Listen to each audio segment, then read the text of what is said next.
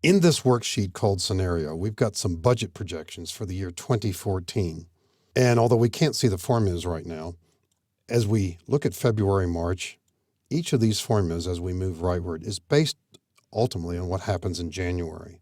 Now, let's say this is our initial estimate as what's going to happen in 2014.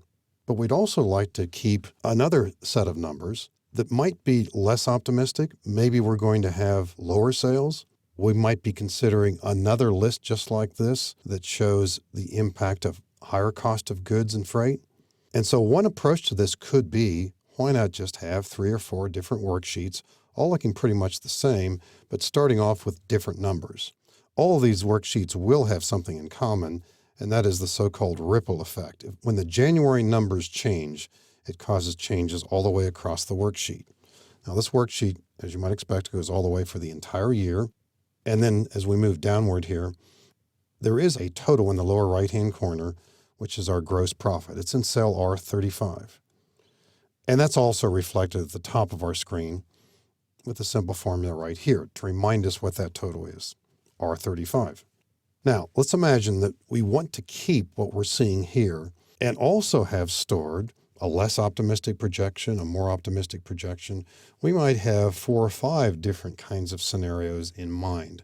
We can store them all in this same worksheet, and using a new button that we will install on the Quick Access toolbar, display any one of them fairly rapidly. So let's start with the idea that we want to first define the current scenario as being either our original or our normal or some word like that. So we'll click somewhere within the data and then go to the Data tab and choose What If Analysis, and then choose Scenario Manager. And we're going to add a scenario called, let's say, normal, original, something like that. And we're not really going to change any cells here, but for our other scenarios, we are going to be changing, for example, how about cell B5, B6, B10? We could choose a bunch of them perhaps, just a few this time. Changing cells. How about these 2, comma, and this one? Click OK. Now we're not really going to change them this time, so we'll just click OK. So all we've done here really is saved our original layout, which we've called normal. But let's add a new scenario, and we'll call this low sales. It's prompting us with the same cells to be changed, and this time we will change them.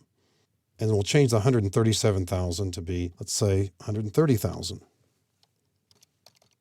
And our shipping income here from 26,700 down to 25,000.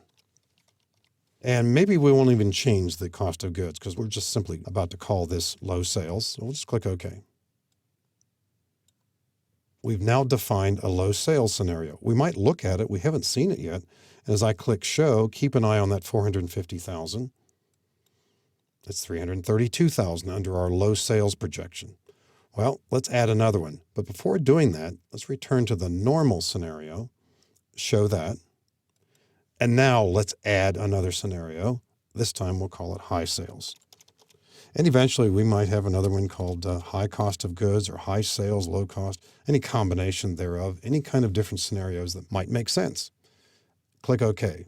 Now high sales. Instead of the original 137,000, how about 145,000? Remember, changing the January entry will have a ripple effect across the worksheet. So that's going to have some big impact. And the shipping income costs, instead of 26,700, make that be 28,000. And once again, let's say in this scenario, we're not going to be changing the cost of goods. We'll click OK. We've now defined high sales. Quick look at it. Let's just show it. Instead of 450,000, 575,000. Let's close this. Do we remember which scenario we're looking at? Well, we probably would with only 3 of them. We're seeing this number. But how do we get back to the other ones now? Well, we could go back to what if analysis, go to scenario, and certainly do it this way. It's not so bad, really. But to make this even faster, we can do the following. Right-click anywhere in the Quick Access toolbar. For some of you, you might have this below the ribbon. Right-click, customize the Quick Access toolbar. Choose commands from, not popular commands, but commands not in the ribbon. Slide down in the letter S, and you'll see scenario right here. There's an arrow to the right of it suggesting a drop list. Click Add. That's now going to be a button in the Quick Access toolbar. We'll click OK. So when you work with this worksheet, from time to time, you'll click the drop arrow associated with that scenario button and say, well, I want to look at the normal view. There we are. Or I want to look at the low sales scenario or high sales as needed. This button is only going to have relevance when you're working with a sheet that has scenarios in it, but nevertheless, I think you can see how that provides an easy way to display these different scenarios.